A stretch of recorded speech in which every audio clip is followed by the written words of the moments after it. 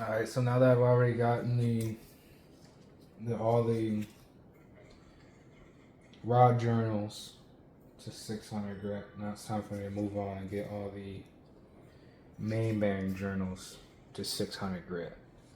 So we're gonna go ahead and do that. There's 5 main bearings, so the main bearings will take a little bit longer than rod bearings because there's only 4 rod bearings journals, but this shouldn't take that long regardless.